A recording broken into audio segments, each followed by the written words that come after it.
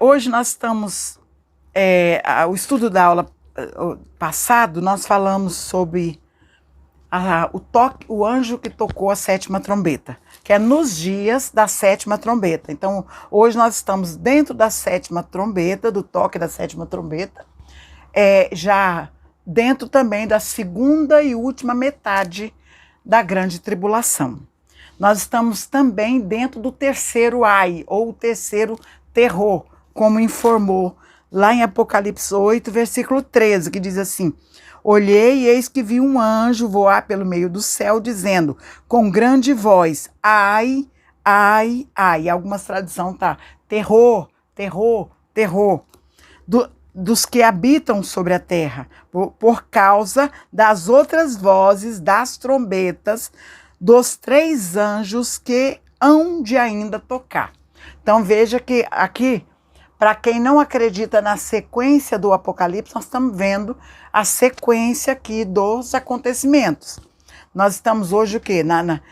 Nós já vimos a quinta trombeta, que foi o primeiro ai, a sexta trombeta foi o segundo ai, e a sétima trombeta, nos dias da sétima trombeta, vem o terceiro ai, ou seja, o terceiro terror sobre a terra, que é um juízo forte. E como nós estudamos no capítulo 11, as 2 testemunhas, depois estudamos aqui do 15 em diante o toque da sétima trombeta, nós vimos que o céu estava se alegrando dizendo que os reinos do mundo vieram a ser do nosso Cristo. Hoje, no estudo de hoje, nós vamos começar a ver Cristo resgatando, né? O Senhor não vai tomar de uma vez. Ele poderia fazer, mas não vai fazer.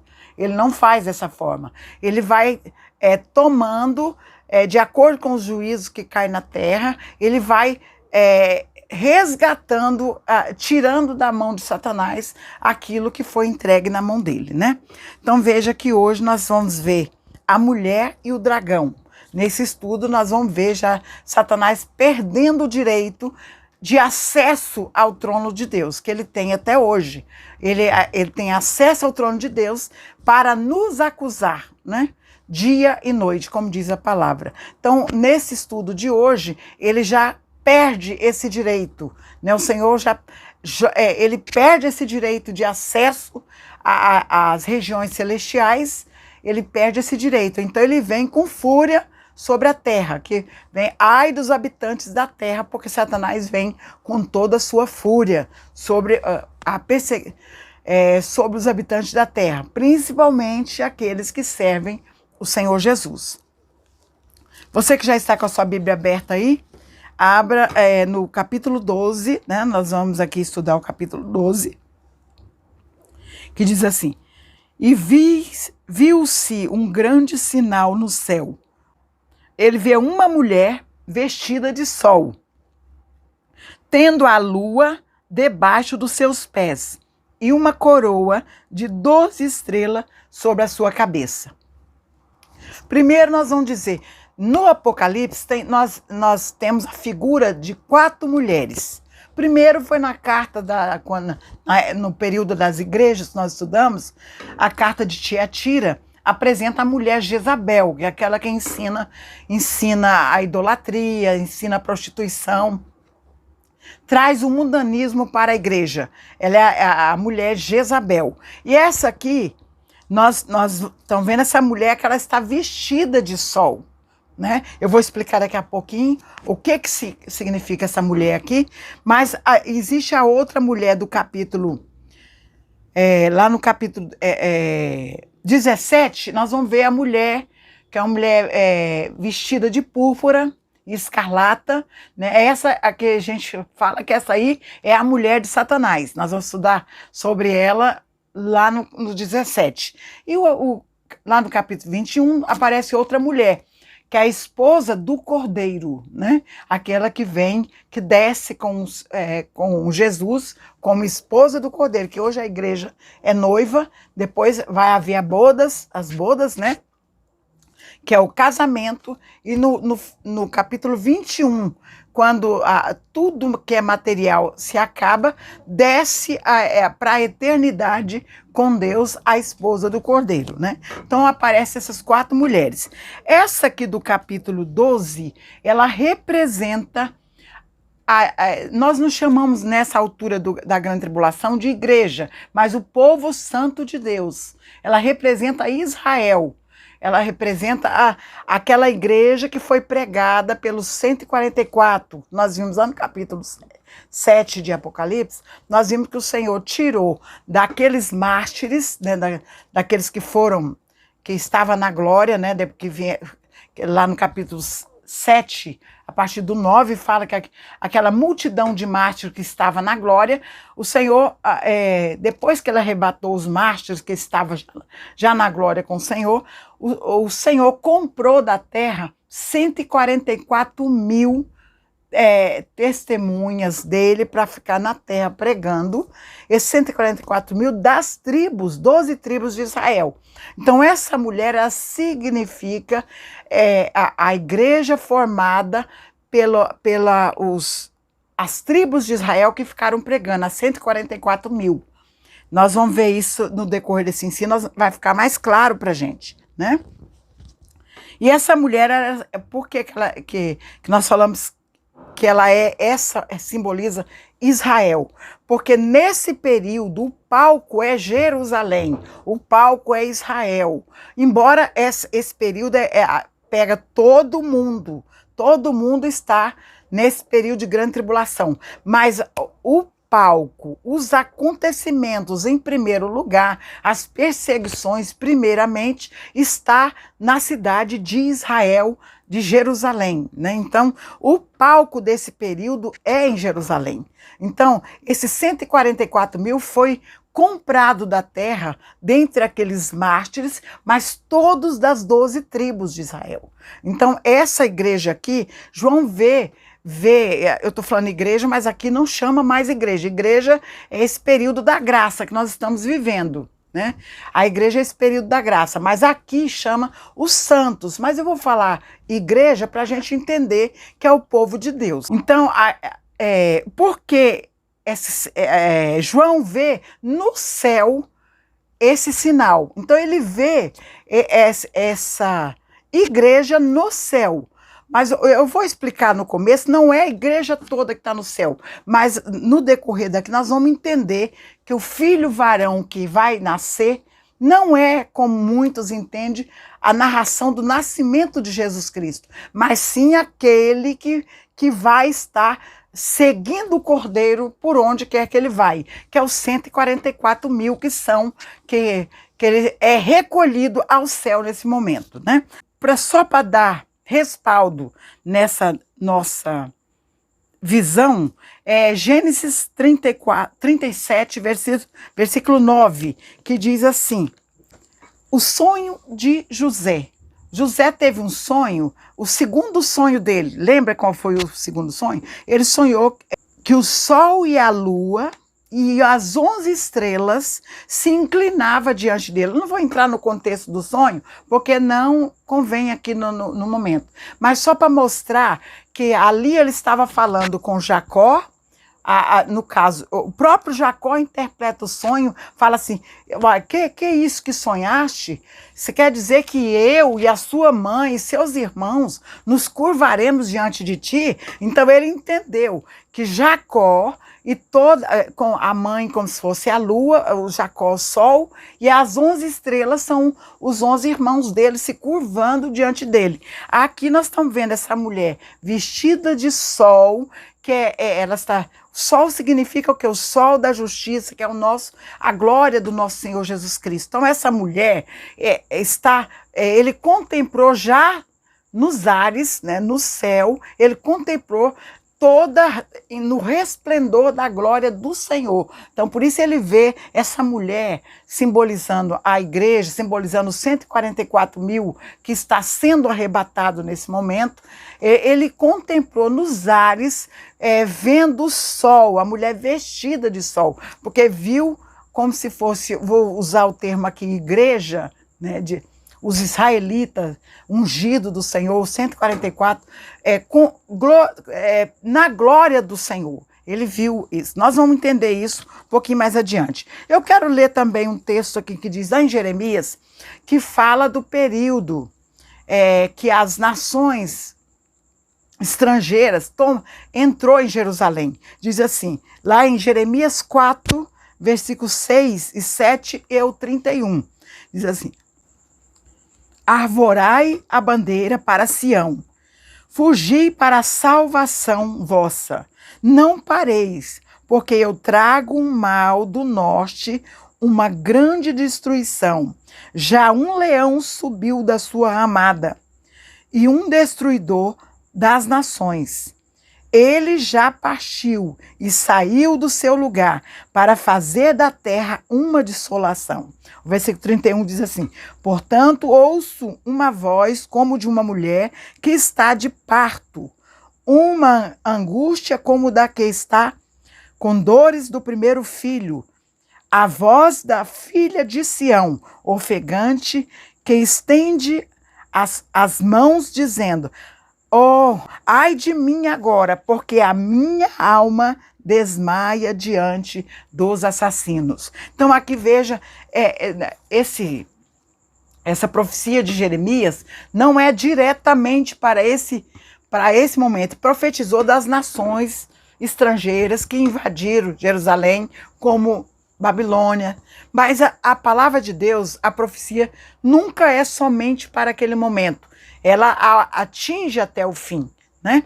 Aqui nós estamos vendo um momento semelhante, porque essa mulher, o versículo 2 diz, esta estava grávida e com dores de parto, e gritava com ânsia de dar à luz. Então, veja que João viu no céu, nos ares. Agora vamos ver outro sinal que João viu. E viu-se outro sinal no céu, eis que era um dragão vermelho, e o que tinha 7 cabeças e 10 chifres, e sobre as cabeças 7 diademas, e a sua cauda levou após si a terça parte das estrelas do céu, e lançou-as sobre a terra. E o dragão parou diante da mulher que havia de dar à luz, para que, dando ela à luz, lhe tragasse o filho. Então, olha só, veja que tudo isso está acontecendo onde? Nos ares, né? Está acontecendo nos ares. Agora o versículo 5 diz assim, ó, e deu à luz um filho, um varão, que há de reger todas as nações com vara de ferro. E o seu filho foi arrebatado para Deus e para o seu trono. Aqui, irmãos, quase que unanimemente, todos acreditam ser o nascimento de Jesus. A minha visão, eu não acredito estar narrando o nascimento de Cristo, porque nós estamos dentro de um período da grande tribulação. Estamos na época do fim. A narração do nascimento de Cristo foi nos evangelhos. Aqui nós estamos vendo um filho varão que vai nascer dessa mulher. Esse filho varão, nós vamos entender, pelo que as escrituras nos fornecem nesse período, é que esse filho varão, vamos ver o que diz lá em Apocalipse, na carta também de Tiatira, capítulo 2, versículo 26 a 28. Nós vamos ver, vamos entender que aqui o Senhor está dando a entender nesse filho varão, que é esses 144, que são primícias do próprio Deus, escolhido pelo próprio Deus. O Senhor escolheu eles e selou. E nós vamos ver aqui no capítulo 14, vamos ver no 19, como eles vão estar em unidade com o Senhor Jesus. Esses eu creio, na visão dentro do Apocalipse, que está falando desses 144 mil que serão escolhidos como primícias, como os primeiros, como aquele que segue o Cordeiro para onde quer que ele vai, que a palavra vai nos informar. E de acordo com a promessa que tem para a igreja, e de acordo com com o que está narrado do 144 no capítulo 14 e do que Cristo é no capítulo 19, nós vamos ver a unidade de um mesmo assunto da igreja unida unicamente com o Senhor Jesus. O capítulo 2, 26 e 27 diz assim, aquelas promessas que até domingo a gente ainda falou sobre essa promessa, né? Diz assim, eis que e ao que vencer e guardar até o fim as minhas obras, eu lhe darei poder sobre as nações. Agora, diz assim, lá, vamos só, antes de completar essa parte, eu quero ler também primeiro aos Coríntios. Eu vou completar aqui para a gente não confundir. Poder sobre as nações. Aí vem lá no 27. E com vara de ferro as regerá, e será quebradas como vaso do oleiro, como também recebi do meu Pai. Como também recebi do meu Pai, dar-lhe-ei a estrela da manhã. Então aqui nós estamos vendo que essa igreja, ela recebe o poder para julgar as nações, e ela recebe poder também para com vara de ferro vai reger. Essa igreja, a igreja, os ungidos do Senhor, vai reger com vara de ferro, né? E vai também julgar as nações. O que nós vimos em 1 Coríntios, capítulo 6, versículo 2, quando Paulo vai falar lá do litígio das igrejas, da igreja de Corinto, né? Ele diz assim, eu peguei só a parte que importa, que nós não estamos entrando no contexto do que está lá em Corinto, dizendo assim, não sabeis vós, os santos, que hão de julgar o mundo? Paulo falando à igreja. Ora, se o mundo deve ser julgado por vós, sois porventura indignos de julgar as coisas mínimas? Esse assunto como eu estou dizendo, nós não vamos entrar no assunto. Eu estou mostrando que a igreja, Paulo está falando, que a igreja do Senhor vai julgar juntamente com Cristo. E aqui em Apocalipse está falando também da igreja, que aqueles que vencer vão julgar o mundo e vai reger as nações com vara de ferro. Mas vamos dar continuidade, né? As coisas mínimas, não sabeis vós que havemos de julgar os anjos? Então, a nós, igreja do Senhor hoje, igreja da graça, com Cristo Jesus, toda essa igreja aqui, vencer, que estiver com Cristo, no milênio, nós vamos reger e vamos julgar tanto os anjos como os homens, né? E vai reger com vara de ferro. Agora, vamos ver o que diz lá em Apocalipse 14, quando fala dos 144 mil ungidos que já estão no Monte Sião. O Monte Sião aqui é a Sião celeste, lá no céu, né? Tanto se a gente ler todo o texto, eu não vou ler todo 14, de 1 a 5, mas eu vou ler só as partes que nos testifica que esses 144 mil que vai seguir o Cordeiro para onde quer que eles vão reger, né? Vão estar com o Cordeiro regendo as nações. Veja aqui, 14, versículo 1 diz assim, e olhei, João dizendo, e eis que estava o Cordeiro sobre o Monte Sião. Esse Monte Sião não é em Jerusalém terra, é lá no céu. E nós vimos a guerra, essa mulher está vestida de sol nas regiões celestiais. João viu essa mulher gloriosa, né, vestida de sol nas regiões celestiais. Então veja agora, eis que estava o Cordeiro sobre o Monte Sião e com ele os 144 mil. Então esses 144 mil que foram selados para pregar na terra, no capítulo 7, eles agora já estão na glória, no Monte Sião, com Cristo. Vamos ver mais. Diz aqui, eu peguei só as partes que está falando sobre esse assunto, que nós vamos tratar desse assunto detalhado quando chegar no capítulo 14. Estes são os que seguem o Cordeiro para onde quer que vai, né? Estes são os que, dentre os homens, foram comprados como primícias, para Deus e para Cristo. Assim como Jesus, na terra, ele escolheu 12 apóstolos para andar com ele, para ser aqueles que nós vimos aqui no capítulo 4 e capítulo 5, que eles estão sentados em 12 tronos, representando os santos do Velho Testamento e a Igreja da Graça do Novo Testamento. Eles estão lá representando, com coroas na cabeça, né? Mostrando que a Igreja da Graça é a igreja da coroa, a igreja que vai reinar. Aqui nós estamos vendo esses 144 mil que são comprados da terra, que são das 12 tribos de Israel, que são como primícias, ou seja, eles vêm na qualidade de como o primogênito do cordeiro, que vai seguir ele para onde quer que ele vai. Toda a igreja, não vai haver discriminações de pessoa. Eu quero que a igreja entenda isso, que as promessas de vida eterna com Cristo, não há discriminação.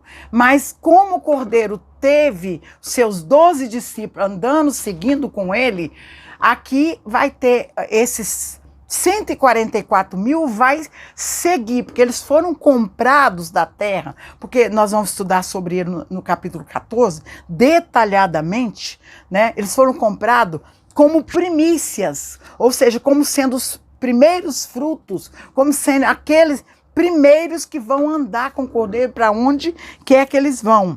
Agora, para concluir e fechar esse pensamento, nós vamos ver o que diz lá em Apocalipse 19, né, quando Cristo vem para resgatar, derrubar o poder do anticristo, né? Ele vem no seu cavalo branco. Não vou entrar nesse detalhe agora, nós vamos estudar quando chegar lá, mas eu quero pegar a parte que vai falar sobre esses que vão reger, que aqui está falando do próprio Jesus, mas o Senhor Jesus e a sua igreja, e esses 144 mil que são as primícias, que vai seguir o Cordeiro, como os discípulos seguiram no tempo de Cristo, eles estão como o filho primogênito, como as primícias de Cristo, né? Veja aqui. E seguiam-no o exércitos que está no céu, em cavalos brancos, vestido de vestes de linho fino e branco. O linho, aqui, não, esse exército poderoso, eu creio que vem também um exército de anjo, mas aqui está de linho fino. Linho fino significa os santos, a justiça dos santos. Não fala que os anjos, né, até pode, em alguns lugares até fala, mas aqui está falando desses, principalmente esses que seguem o Cordeiro para onde quer que ele vai.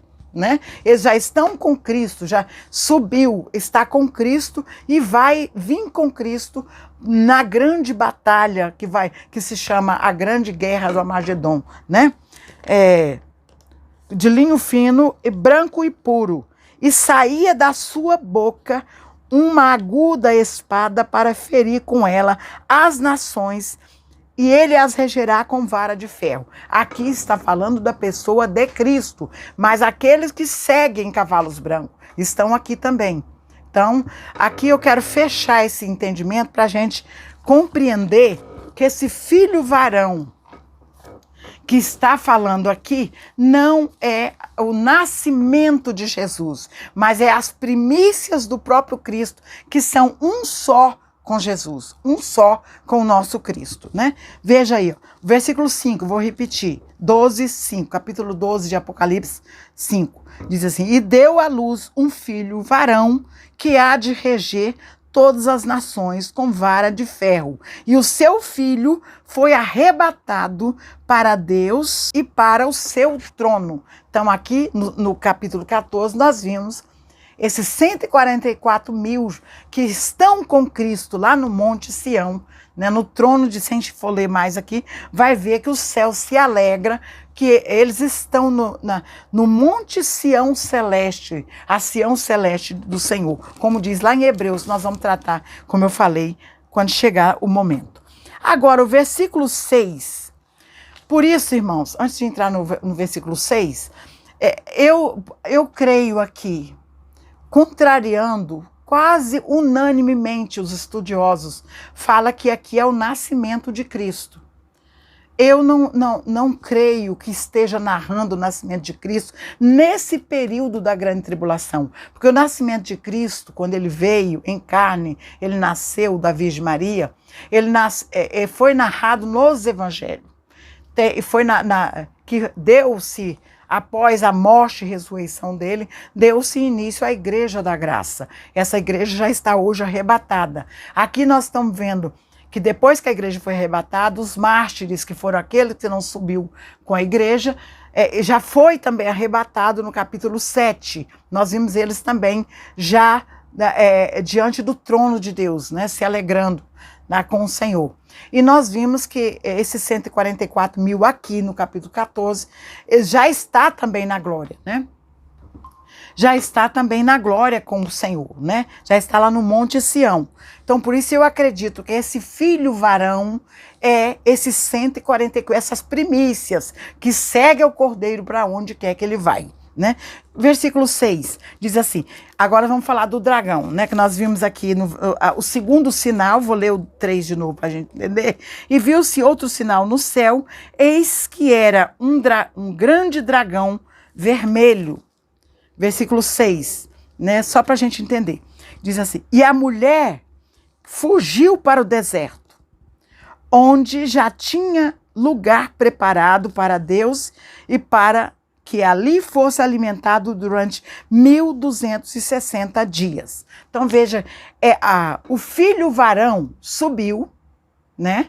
Mas esta mulher está na terra. Está perseguido. Então, quem que João viu como sinal? A igreja vestida de sol, né? Que tinha a lua debaixo de seus pés, simboliza que a lua ela não tem luz própria, mas o sol dá a sua luz para ela. A luz que a gente vê na lua não é dela mesma, ela é do sol. Assim, essa igreja ela é como a lua, que é a luz que reflete na igreja, nessa mulher, é a luz do próprio Senhor Jesus. Porque o Senhor é um sol, né? Ele é o sol da justiça, né? Lá em Salmo 104 diz que Deus é um sol. Malaquias 4, se não me falha a memória, versículo 4 também diz que o Senhor é o sol, nosso sol da justiça. Então, por isso que essa mulher ela está vestida de sol. Mas como o João viu na glória, ele viu quem? Quem estava sendo arrebatado. Quem foi arrebatado nesse período foi os 144 mil, né, como primícia. Agora, a mulher, vou repetir o 6, fugiu para o deserto, que é os santos desse período, o resultado da pregação desses 144 mil. Fugiu para o deserto, onde já tinha lugar preparado por Deus, para que ali fosse alimentada durante 1260 dias. O que é que nós estamos estudando? O último período da grande tribulação. Esse período de 1260 dias, ou 42 semanas, ou tempo e metade de um tempo, corresponde a 3 anos e meio, que é o período sombrio da grande tribulação. Porque lembra que nós estamos estudando, são 7 anos de grande tribulação. Porém, os 3 primeiros anos anos de tribulação, de perseguição religiosa, muita coisa, mas é perseguição do anticristo na sutileza, porque é o período dele fazer as alianças, os tratados, né? Agora, aqui é aonde ele vai se revelar como verdadeiramente o anticristo, aquele que vai exigir adoração, que vai perseguir e matar todos os santos, principalmente a perseguição é sempre sobre o povo que confessa o nome do Senhor Jesus, né? Então veja que essa mulher, ela fugiu para o deserto. Aqui eu quero que entendam que além de viu a igreja, viu essa mulher vestida de púrpura nos ares e ao mesmo tempo ela está no céu, na terra, né? Fugiu para o deserto. Vamos ver o que diz aqui. Lá em Daniel, eu acho interessante essa parte, eu vou falar, não é tão relevante ao nosso estudo, mas eu quero mostrar que aqui diz que já tinha lugar preparado por Deus para que ali fosse alimentada, né, durante 3 anos e meio desse período sombrio de tribulação. Então, o Senhor vai guardar o seu povo, mas isso não quer dizer que eles não vão sofrer perseguição do anticristo. Nós vimos lá no capítulo 11, naquelas 2 testemunhas, que o anticristo vai matar os santos. No final na grande tribulação, vai matar. Mas aqui o Senhor vai proteger, né, esse juízo de Deus que está descendo sobre a terra, que nós vamos ver daqui a pouco lá nas taças. O Senhor vai proteger a igreja, o seu povo, né? Daniel, capítulo que eu quero mostrar para vocês, lá no capítulo 11 de Daniel, capítulo 40, eu vou só fazer uma leitura aqui, só para situar quando é esse período. Aquele período interbíblico, que é o período daquela grande guerra, a guerra prolongada, aqueles 4 generais do Alexandre o Grande, do Império Grego, aqueles 4, os 2 deles prevaleceram brigando, que é o rei do sul e o rei do norte, quer dizer, Egito com Síria, né, brigando para tomar posse das coisas. Aí, aqui nesse final, nós vamos ver que a Síria ganha, né? Eu vou ler só para vocês entenderem que foi o período, não sei se os irmãos, alguns que já estudam um pouco mais a Bíblia, sabem que existe aquele período do Antíoco Epifânio, que ele foi uma sombra do anticristo, foi chamado um anticristo da época, né? Que ele até sacrificou no lugar santo um porco. Por isso que gerou a guerra dos macabeus, né? Sobre eles vêm de todos os filhos de Matatia, né? Vem os 5 filhos que guerrearam, ia morrendo e ia entrando o outro, né? Chama a Guerra dos Macabeus. A gente estuda isso, né? Que existe aquele livro apócrifo, né? Lá ele não serve de inspiração, mas é histórico, né? Lá conta bem como foi a Guerra dos Macabeus. Então, esse período aqui, quando esse Antíoco Epifânio sacrificou um porco no altar, no templo do Senhor, então houve ali, eles se revoltaram contra esse. Eu vou só ler que nesse período sombrio que Israel passou na história, né? Eu vou ler aqui que nós vamos dizer. Eu estou só fazendo esse levantamento para a gente entender o que está escrito. E no fim do tempo, o rei do sul lutará com o rei do norte e o acometerá com carros, ou seja, o rei do norte veio com mais forte sobre o rei do sul, com carros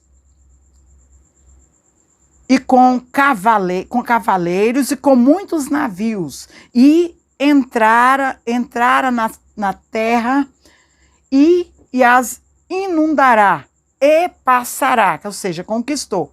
E entrará também, isso aqui que entra agora a parte que eu narrei para os irmãos, e entrará também na terra gloriosa, e muitos países serão derribados, mas escaparão das suas mãos estes, Edom e Moabe, e as primícias dos filhos de Amon. Agora o versículo 45 diz assim, ó, e esses da terra do norte, armará as tendas do seu palácio entre o Mar Grande, que o Mar Grande é o Eufrates, entre o Mar Grande e o Monte Santo. Veja, está exatamente em Jerusalém. E o Monte Santo. E o Monte Santo e glorioso. Mas virá o seu fim e não haverá quem o socorra. Eu só estou lendo essa parte aqui, que nesse período sombrio, que foi um período chamado também de... Alguns até atribuem que aquele período é o período da grande tribulação da terra, aqueles que acreditam que já aconteceu a grande tribulação, né? Então foi uma sombra das coisas que estão acontecendo dentro desse período que nós estamos estudando. Então veja que Edom e Moabe e as primícias dos filhos de Amon, aquelas terras ficaram livre das perseguições dessa guerra. Essa guerra não atingiu. Então, muitos acreditam que isso é uma simbologia, que esse lugar preparado para a igreja durante esse período aqui da grande tribulação será nessas terras que está exatamente em Jerusalém, dentro ali do lado da Jordânia, naquela direção ali, né? Geograficamente a gente não tem, a gente entende um pouquinho só pelo que narra as escrituras, mas a gente não conhece fisicamente. Mas está dizendo que está entre o Jordão, né? A geografia não interessa muito, não vamos entrar muito sobre isso. Mas veja que a igreja poderá ser escondida nesse lugar. Mas vamos dar prosseguimento. Isso é irrelevante, não tem problema. Importante é que o Senhor vai livrar o seu povo nesse período sombrio. É claro que haverá muitas perseguições, nós vamos ver aqui. Agora vamos ver a batalha que há no céu. Versículo 7. E houve batalha no céu. Miguel e os seus anjos batalhavam contra o dragão. E batalhava o dragão e os seus anjos. Mas não prevaleceu, nem mais o seu lugar se achou nos céus. E foi precipitado o grande dragão, a antiga serpente, chamada Diabo e Satanás, que engana todo mundo. Ele foi precipitado na terra e os seus anjos foram lançados com ele. Eu vou parar aqui só para explicar aqui, dispensa o comentário. Sabe que é Satanás que estava guerreando nos ares. Essa guerra, eu imagino que o período, porque o período desse arrebatamento das primícias do Senhor, houve essa batalha, mas nesta batalha foi tão terrível que Satanás perdeu o direito de ter acesso ao trono de Deus, né? Nós vamos ver isso, eu não vou explicar isso aqui agora, mas vou explicar um pouquinho mais na frente, né? Então, que eu vou repetir o 9, e foi precipitado o grande dragão, a antiga serpente, chamado Diabo e Satanás, que engana todo mundo, e ele foi precipitado na terra, e os seus anjos foram lançados com ele. Aqui, alguns entendem que são quando aquele querubim ungido perdeu o direito de estar no céu. Não, aquele período foi antes de haver o homem na terra, né? Esse período, esse aí já que está narrado lá em Ezequiel 28, que a gente pode ver lá aquela grande batalha, quando Satanás é jogado na terra, usando o personagem rei de Tiro, né?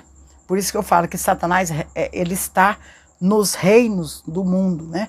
Lá, a profecia de Ezequiel fala do rei de Tiro, mas fica claramente falando do querubim que era ungido no céu, que foi lançado na terra.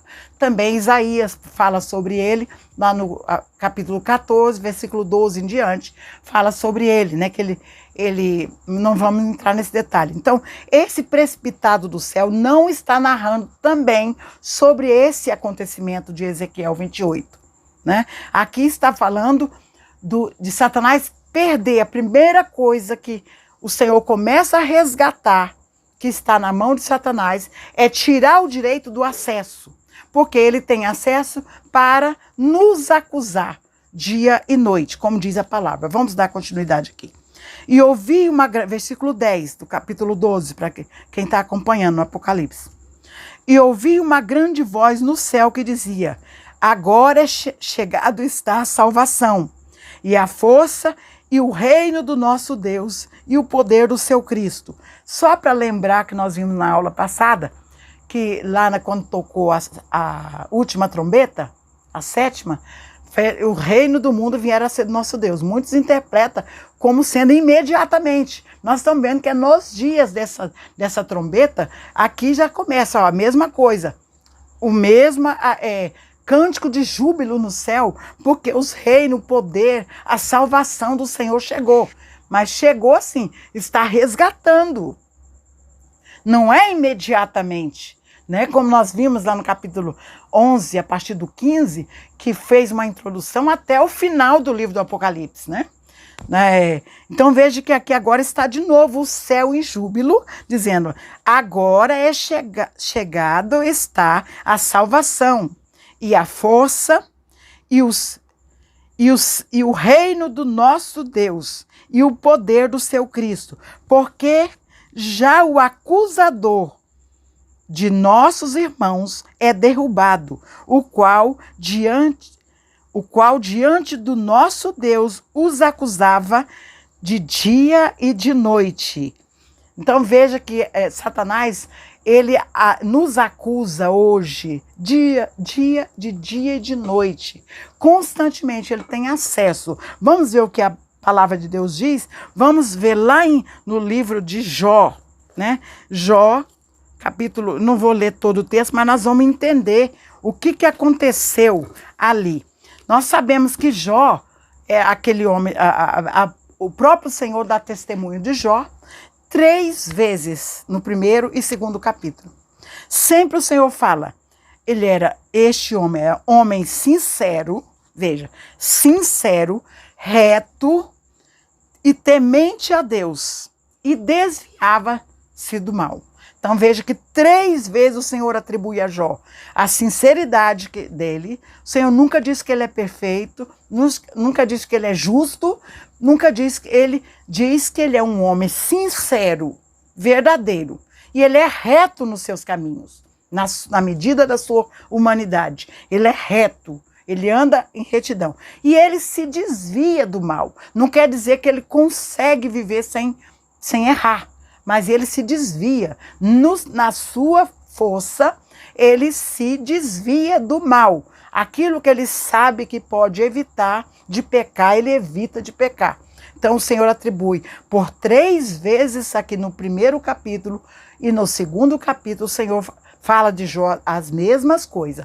Homem sincero, homem reto e temente a Deus. E desvia-se do mal. E ele desvia-se do mal. Desviava-se do mal, está dizendo aqui, né? Agora, o que eu quero mostrar aqui, versículo 6, capítulo 1 de Jó, versículo 6. E vindo um dia em que os filhos de Deus vieram apresentar-se perante o Senhor, veio também Satanás entre eles. Há aquele diálogo do Senhor com Satanás. O próprio Deus fala da vida de Jó, fala da pessoa de Jó para Satanás, né? Veja só, o Senhor pergunta ele, de onde vens? Ele responde que de rodear a terra e passear por ela. Aí o Senhor pergunta, eu estou resumindo aqui, observaste tu meu servo Jó? Veja assim, que o próprio Deus, né, o Senhor vai permitir Satanás tocar em Jó para provar, isso não vai entrar no contexto aqui, mas o Senhor permite Satanás tocar em Jó, né? Deus tinha os seus motivos, ele e Jó queria ensinar para Jó, não vamos entrar no detalhe agora, que não vem no contexto. Mas veja, observaste tu o meu servo Jó? Satanás responde, o próprio Deus fala assim, porque ninguém há na terra semelhante a ele, homens, de novo, sincero, reto e temente a Deus, e desviava-se do mal. E Satanás então responde, porventura, teme Jó em vão? Porventura, não cercaste tu de bens a ele e a sua casa e tudo quanto tem? A obra da sua mão o abençoaste, e o seu gado está aumentando na terra. Então, o que Satanás fala para o Senhor? Como a fé de Jó é em vão? Porque o Senhor dá tudo para ele, dá todos os bens. Ele tem riqueza, a tua mão abençoa ele. O seu gado, a sua riqueza está cada dia aumentando. Como ele não vai ser fiel? Satanás alegando, né? E Deus, então, permite que Satanás toque nos bens. Então, Satanás toca em tudo que Jó tem. Mas o Senhor fala assim, versículo 11. Mas estende a tua mão e toca-lhe em tudo quanto tem, e verás se não blasfema de ti na tua face. Satanás falando, toca nos seus bens, tira a sua riqueza, para ver se ele não vai blasfemar de ti na tua face. Aí o Senhor fala, eis que tudo quanto tem está na tua mão. Somente contra ele não estende a tua mão. Então veja que Deus entregou toda a fortuna de Jó na mão de Satanás. Jó ficou sem nada, você conhece a história. Mas aqui eu não quero entrar na história de Jó, dizendo que Deus entregou toda a fortuna para ver como Satanás tinha acusado Jó, porque ele era justo. Então veja que Satanás não acusa. Tanto ele acusa dos pecadores, a gente que quando comete um erro, ele está diante de Deus, mostrando o erro do crente. Ah lá, não é seu servo? Está lá fazendo o erro. Né? Mas ele acusa também aqueles que não têm, entre aspas, dentro da sua limitação, erro nenhum. Né? Ele acusa também. Tanto isso está no versículo 2. A mesma coisa acontece no versículo 2. Os filhos de Deus vão novamente ao trono de Deus, Satanás vai entre eles. E o Senhor novamente fala com ele. De onde vem Satanás? Ele responde, de rodear a terra e passear por ela. Aí o Senhor fala novamente. Fala da sinceridade de Jó. Fala novamente da mesma qualidade de Jó e diz assim, homem sincero, reto e temente a Deus, desviando-se do mal, que ainda retém a sua sinceridade, havendo-me tu incitado contra ele. Quer dizer, havendo Deus permitido Satanás incitar contra o próprio Jó, né? Mas ele ainda retém a sua integridade, ele ainda retém a sua sinceridade, a sua retidão, ele ainda se desvia do mal, ele ainda continua temendo a Deus. É isso que o Senhor, novamente, nesse segundo diálogo com Satanás. Aí é onde Satanás responde, bom, tirou os bens, tirou a riqueza, não blasfemou, então agora ele diz assim, pele por pele. Tudo quanto o homem tem, dará por sua vida. Então, o que ele entrou agora na saúde, nos ossos, na pele. Estende, porém, a tua mão, Satanás falando, e toca-lhe nos ossos e na carne, e verás se não blasfema de ti, na tua face. Então, veja que primeiro, Satanás incitou, ele acusou, tirou os bens. Agora tirou a saúde. Ainda assim, nós vimos que Jó não tem. Então, o que eu quero trazer com isso aqui é que Satanás, ele está acusando o homem diante de Deus dia e noite, como diz o texto aqui. Lembra da história de Pedro, quando Jesus falou a Pedro que ele ia negar, né? Lembra lá, deixa eu ver se eu peguei essa parte aqui. Que está em Lucas 22, versículo 31 e 32, que Jesus fala, Simão, Simão, eis que Satanás vos pediu para vos cirandar como trigo. Ou seja, Satanás foi diante de Deus, pediu para cirandar com a vida de Pedro, como se, aqui está a palavra cirandar, mas é como peneirar. Como peneira no trigo, você faz com a peneira assim, então, com a vida de Pedro, mas aqui diz, mas eu roguei por ti, roguei ao Pai por ti, para que a tua fé não desfaleça. Então, aqui nós estamos vendo Satanás, diante de Deus, pedindo para cirandar com Pedro, porque a gente, pelas escrituras, sabe que, como esse mesmo texto fala, que Jesus fala, olha Pedro, quando tu te converteres, apacenta os teus irmãos. Porque Pedro ainda não era convertido durante o período que ele andou com Cristo na terra, mas Deus, o Senhor, viu o potencial na vida de Pedro, né? Viu o potencial na vida dele. E então Satanás pediu para cirandar, porque Pedro era afoito, ele era tudo de uma vez. Ele falou assim, quando o Senhor falou que ele ia, Senhor, eu estou pronto a ir contigo para onde quer que for, né?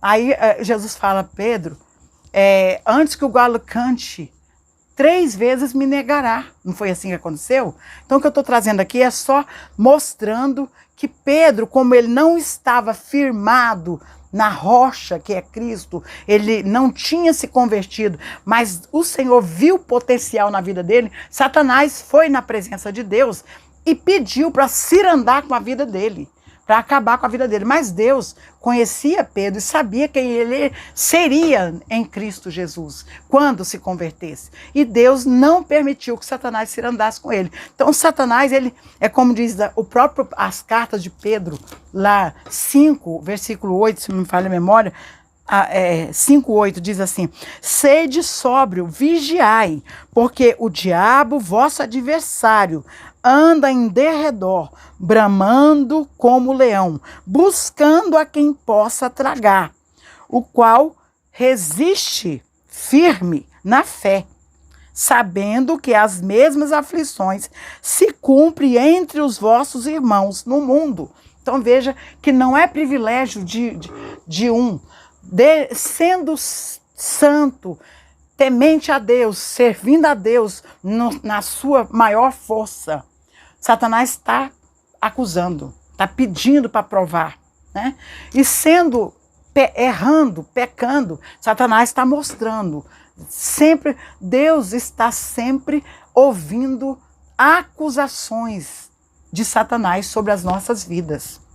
Sempre está acusando. Agora, quando ele acusa com razão, mais triste é, porque Deus, na sua santidade, ele muitas vezes, nós damos legalidade para o próprio Satanás agir nas nossas vidas por causa das legalidades que damos, porque ele está mesmo acusando mesmo a nossa vida diante de Deus. Vamos voltar ao texto aqui? Nós estamos então, versículo 11. E eles o venceram pelo sangue do Cordeiro, pela palavra do seu testemunho, e não amaram as suas vidas até a morte. Agora vamos aqui para o versículo 12, que nós vamos entrar. Pelo que alegrai vós, ó céus, e vós que neles habita. Ai dos que habitam na terra e no mar. Ai, olha aqui o terceiro ai, né? Começando. Porque o diabo desceu a vós e tem grande ira. Nós vimos na aula passada a ira das nações, né? Nós vimos lá no versículo 18 do 11 de Apocalipse 18. A ira das nações, né? Que veio a ira das nações e veio também a ira de Deus, né? Então veja que aqui está o Senhor derramando a sua ira sobre a terra e o diabo com toda a sua fúria, com a ira das nações voltado sobre o povo santo da igreja. Então nós estamos vendo aqui, nós nesse período aqui, igreja é chamado só no período da graça, mas esses da grande tribulação, esses santos da grande tribulação, são chamados de os santos de Deus, aqueles que não contaminaram as suas vestes, né? São chamados santos. Vamos ver aqui, ai de vós que habitam na terra e no mar, porque o diabo desceu a vós e tem grande ira, sabendo que já tem pouco tempo. Versículo 13. E quando o dragão viu que fora lançado na terra, perseguiu a mulher que dera à luz o varão. Bom, então aqui está claro que a mulher, essa mulher que é os santos da grande, aqui, que estão no período da grande tribulação, ela está na terra, né? Aqui nós vamos ver, aqui está o relato dessa fuga para o deserto, né? Versículo 14. E foram dados à mulher 2 asas de grande águia, para que voasse para o deserto, ao seu lugar, onde é sustentada por um tempo e tempos e metade de um tempo. Veja que aqui no versículo 6, falou 1.260 dias que a mulher foi alimentada. 1.260 dias, e aqui está falando um tempo, tempos e metade de um tempo. Isso corresponde tudo 3 anos e meio. 42 meses, 1.260 dias. Se você vai lembrando, se for fazer essa conta, lembre-se que o calendário judaico da Bíblia é de 30 dias, não é como o nosso, tem 31, tem 28, tem 29, né? 30 dias. Então dá 1.260 dias, 42 meses, tudo tem ao mesmo tempo, 3 anos e meio, né? Aqui é tempo e tempos. Tempo, 1 ano, tempos, 2 anos, metade de um tempo, 6 meses, que é 3 anos e meio. Isso está profetizado também lá em Daniel, né?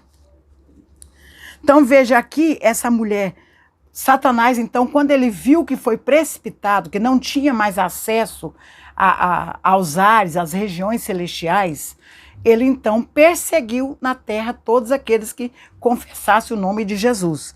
Perseguiu essa mulher, né, que ela foi guardada no deserto, mas houve perseguição.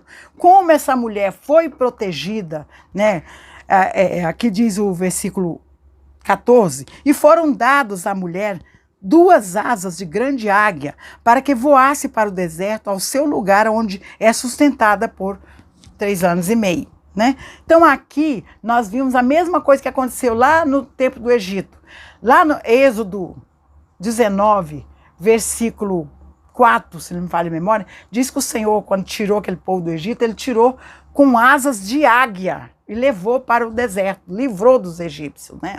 Aqui o Senhor está dando o poder para a natureza ajudar os crentes perseguidos, ajudar esses santos que estão escondidos, guardados pelo Senhor, né? Versículo 15 diz, então veja que ele não conseguiu perseguir essa mulher, ele foi o quê? E a sua serpente lançou da sua boca, atrás da mulher, água como um rio, para que, pela correnteza, a fizesse arrebatar. E a terra ajudou a mulher. E a terra abriu a boca e tragou o rio que o dragão lançara de sua boca. Então veja que esse período que o Senhor guardou os santos, Satanás não terá poder sobre esses santos. Enquanto o Senhor estiver guardando, tudo que ele vai fazer, a natureza vai ajudar e vai impedir que Satanás toque nesses santos. Agora vamos ver o que vai acontecer. Versículo 17.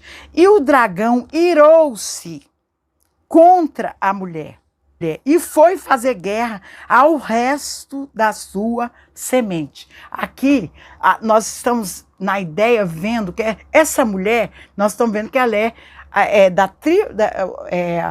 da tribo de Israel, em Israel, aquela igreja que os 144 pregaram. Então essa mulher simboliza o povo de Israel. Agora, essa semente dessa mulher, da pregação desse evangelho, são as nações que vêm para Cristo. Então Satanás agora, ele vai perseguir todos os cristãos do mundo inteiro. Ele não pôde com essa mulher lá que está escondida no deserto, mas ele vai perseguir a semente da mulher, que é os filhos desta igreja. Estou falando igreja para a gente entender que é os santos, né? Então veja que, e foi perseguir a semente e os que guardam os mandamentos de Deus e têm o testemunho de Jesus Cristo. Aqui é onde entra aquela parte que tem lá nos evangelhos. Aqueles que estão nos montes, fuja, não volta atrás. Aqueles que estão na Judéia, saia da cidade, vai para os montes. E aqueles que estão no telhado, não desça para pregar as coisas, né? Fuja, né? Onde está lá nos evangelhos, que esses dias difíceis são tão terríveis sobre a terra como nunca houve. A Bíblia, lá nos evangelhos, fala que o próprio Senhor Jesus fala que se esses dias não fossem abreviados, até os santos não suportaria, né? Porque a perseguição é muito grande, né? Por isso é que quando Jesus fala que nesses dias, quem tiver nos montes, não saia de lá, não vem para a cidade. Tem que fugir. Fuja, corra, porque a perseguição é muito grande sobre a igreja, sobre o povo, sobre esses santos desse período da grande tribulação. Louvado seja Deus.